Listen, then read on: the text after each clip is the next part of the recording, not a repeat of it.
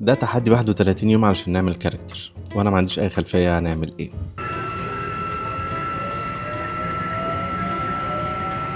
المحطة التالية محطة ده كلينتون جونز، عنده channel على اليوتيوب حلوه جدا، لازم تشوفوها وتتفرجوا عليها. كلينتون بيعمل توتوريالز 3D ارتست لطيف جدا، بيعمل لايف ستريمز، اهم من كل ده بيعمل تشالنجز، تحديات.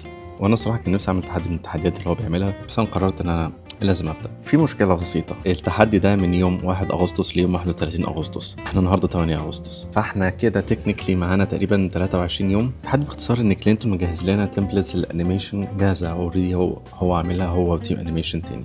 بمعنى ان انت بعد ما تعمل الكاركتر بتاعك، كل اللي هتعمله انت تربط الكاركتر بالانيميشن اللي اوريدي موجود علشان يتحرك نفس الحركه بتاعته. فدي ميزه رهيبه جدا، لان الانيميشن اصلا بياخد وقت. بعد كده الشخصيه بالحركه اللي انت تعملها تتحط في فريم في اطار هو اوريدي برضو مجهزه زي ما هنشوف، علشان هو اوريدي عامل لعبه انت ممكن تقدر دلوقتي تدخل تقريبا تلعبها تقريبا يعني. وهيختار من ال100 كسبانين شخصيات تتحط على الكروت دي، وطبعا اول 5 ليهم جوائز وليهم حاجات كده بتاع، بس مش بالي عادي يعني. والله انا عن نفسي مش متارجت ان انا اكسب، بس لو كسبت يعني يبقى كتر خير الدنيا. المهم ان انا ابقى في اول 100، يعني ده اللي انا بحاول ان انا اوصله. ولو ما وصلتلوش برضه مش مشكله، انا كده كده هبقى كسبان، هبقى عملت كاركتر في وقت قليل وزودت في البورتفوليو، فوين وين سيتويشن، ليه لا. في بقى شويه قواعد الراجل الطيب ده عملها لنا كتر خيره، اهمهم بالنسبه لي نو اي اي. وبرضه الرول دي مش عمياني، هو قصده ان مفيش اي اي بان المنتج النهائي ما يبقاش معمول اي اي، يعني ما تعمليش الكاركتر نفسه اي اي ويبقى انت كده خلصت، لا ده ممنوع ممنوع تماما. فاحنا كده توفر علينا الانيميشن وتوفر علينا حركه الكاميرا، يبقى كده فاضل ان احنا نركز في الشخصيه نفسها. حاجه من الحاجات الحلوه اللي هو كان قالها في الفيديو بتاعه، بالنسبه له جزء كبير مهم من الشخصيه نفسها القصه اللي ورا الشخصيه، بمعنى الباك ستوري بتاع الكاركتر اللي انت عامله ايه. لان وده برضه رايي، لو في قدامك 60 كاركتر معمولين حلو جدا، بس في منهم كاركتر واحد انت مجرد ما شفته انت فهمت باك ستوري ليها علاقه بيه، هتختار الشخصيه دي. طيب احنا هنعمل ايه؟ احنا اوريدي متاخرين، وعلشان انا اكيد عندي شغل تاني، وعلشان عندي حاجات تانية كتير بعملها، اول خطوه اكيد ان انا انظم جدولي. اكتشفت حاجه ضايقتني امبارح، كان اول لايف ستريم للتشالنج، فاوريدي في ناس سبميتد، اوريدي في ناس حطوا شغل ليهم كبدايه عشان ياخدوا عليه فيدباك وكده وبتاع، وانا لسه هبدا. الحلو بقى في الموضوع ان انا اوريدي شفت افكار ناس عملوها، فيا اما ما اعملهاش يا اما اشوف ايه الحلو في اللي هم عملوه واحاول اعمله بطريقتي، فدي ميزه حلوه. تاني حاجه برضو ان انا اكيد اشوف هم عملوا ايه قال عليه ان هو وحش وما عملوش. تيجي ناخد بصه كده على التمبلت والحاجات اللي هو حاططها لنا. ده الفايل، اول ما تفتحه هتلاقي شوية الرولز اللي هو حاططها. شوف هنا بقى الكاركترز اللي اوريدي موجودة عندنا في بلندر. عندك الارشر،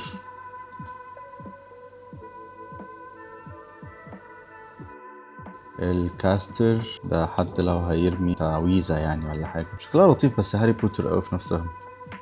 احنا عامة مش لازم نلتزم بالانيميشن ده، احنا ممكن نعمل انيميشن من الاول، بس انا ما عنديش وقت خالص ان انا اعمل حاجة زي كده، فهضطر غالبا ان انا التزم بالانيميشن الموجود، وممكن اعدل فيه يعني بشكل بسيط علشان يفات الكاركتر او الستوري اللي انا عايز اعملها. زي ما انت شايف برضو احنا عندنا تايم قليل قوي، 120 فريم، ده قليل جدا. وطريقة من الطرق الحلوة اللي انت ممكن تستخدمها يا اما في شغل انت مستعجل عليه، ان انت تعيد استخدام حاجات انت ممكن تكون عملتها قبل كده بس تعيد توظيفها بشكل مختلف. فانا دلوقتي بفكر في فكرة ان انا كنت شغال كده في وقت الفراغ على نحتايه كده لطيفه كنت عاملها بالايباد على نوماد سكالت، كانت ستادي كده، انيمال ستادي لمعزه، فبفكر ممكن استخدمها، بس دي استخدمها ازاي في ستوري بقى، هي دي فكره، مش عارف. تعالوا نشوف. مثلا ده كاستر رقم 3، هو لطيف ويطلع منه حاجه، بس انا حاسس ان النص الاولاني منه تضييع وقت. يعني ده ممكن يبقى زي اللي كان بيتكلم عليه اللي هو الروبوت اللي بيستدعي روبوت زومبي وكده. هنا جات لي فكرة مش وحشة، ممكن يبقى طفل صغير فانت متتوقعش منه باور في الاول. المعزة دي لو انا هستخدمها، ممكن المعزة دي تبقى كأن هي مثلا المعزة بتاعته شافها ميتة مثلا ولا حاجة زي كده، او شافها فجات له كده بقى طاقة غضب بقى جامدة، فبدأ ان هو يصمم حاجة بقى، بدأ ان هو يستدعي حاجة تطلع من الارض، زومبيز ممكن، او ممكن حاجة تانية، بس الزومبيز دي حاجة كليشيه شوية نفكر فيها، بس دي فكرة يعني ممكن اركنها على جنب، ممكن ما اعملهاش. فايتر مش وحش، بس ما جابليش فكره قوي صراحه. هكلمك في موضوع الافكار ازاي تجيب افكار دي، بس خلينا نتفرج دلوقتي. فايتر 2 حد بسيف تاني. يعني تخيلته حد بيلعب لعبة في حواري البرازيل، ما تسألنيش ليه، بس انا شفت حاجة زي كده. يعني ما شفتش ان ده سيف اصلا، انا شفت ان ده مثلا زي مضرب هوكي او حاجة زي كده. ممكن مضرب هوكي في خناقة، بس ستيل مش لاقي ستوري حلوة برضو. حد بيرمي حاجة. الحركة لطيفة جدا، خصوصا لما بيفرد دراعاته علشان يجيب خنجر او حاجة من يمين او من الشمال. حركة لطيفة، ممكن يطلع منها حاجة بس مش عارف.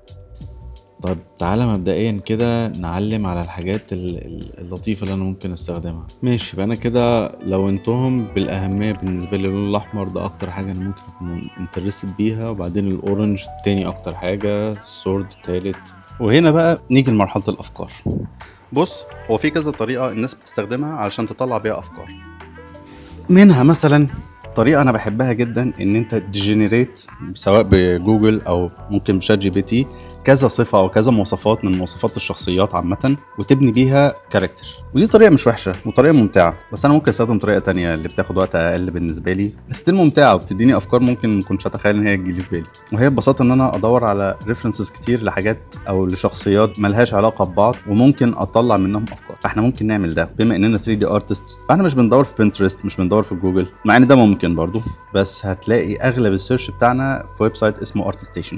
ده من اشهر الويب سايتس لاي حاجه ليها علاقه بال3 دي، للكاركترز او الانفايرمنت او للجيمز. وده برضو الويب سايت اللي انت بتبني عليه البورتفوليو بتاعك. عشان انا مثلا في المجال بتاعي ما بنستخدمش مثلا بيهانس، بنستخدم ArtStation. وفي اخر السيرش احنا بنجمع الريفرنسز او الصور او الكاركترز اللي احنا خدناها في سوفت وير حلو جدا وفري، اي حد ممكن ينزله، اسمه PureRef. هتلاقوا اللينك بتاعه في الديسكربشن بتاعه.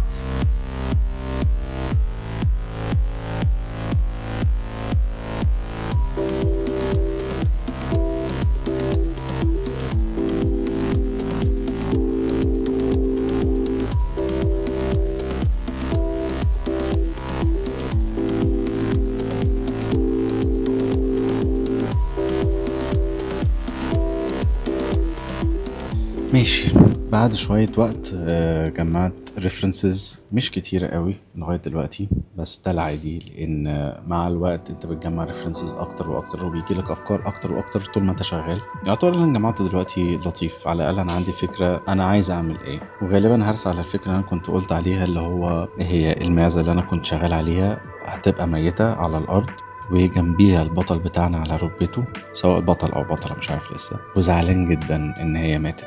في قدام بقى في الفور جراوند في ايدين حد ماسك سكينه، غالبا هو ده اللي قتلها او ده الشرير اللي قتلها. وهم غالبا هيبقوا في معبد، مكان كده جوثيك كده قديم شويه. فلما البطل بتاعنا بيلاقي المعزه بتاعته ماتت بيغضب جدا، والباور بتاعته بقى بتبدا ان هو يطلع بيسامن حاجه واتيفر هي ايه، لسه ما لقيتلهاش فكره دلوقتي. ان هو ممكن غربان، ممكن اشباح، لسه مش مقرر الصراحه، بس هعرف. واللي فكرت فيه وهتبقى حاجه لطيفه ان انا هعمل ميكس ما بين 3D وال2D علشان اختصر وقت، وانا شايف ان ده ستايل احسن. وتقدر تشوف تكنيك زي كده استخدموه في مسلسل اسمه اركين، لو ما اتفرجتش عليه فهو فايتك على نتفليكس. في المسلسل كانوا عاملين ميكس حلو جدا ما بين ال2D في الفور جراوند. لو هيعرضوا مدينه كبيره مثلا، فالمدينه دي بتبقى مرسومه مش بتبقى 3D، يعني الناس هم اللي 3D، الحاجات اللي بيتعاملوا معاها 3D، بس الحاجات اللي مش بيتعاملوا معاها ممكن تبقى 2D. الدخان والنار والانفجارات والحاجات دي كلها كانت 2D. بفكر برضو ان انا اعمل حاجه زي كده اختصارا للوقت وعشان بعرف ارسم. فتعالوا نشوف كده بصه على الريفرنسز اللي انا جمعتها. يعني بفكر ان ده ممكن يبقى اوبشنز للالوان والاضاءات اللي ممكن تبقى موجوده في المشهد.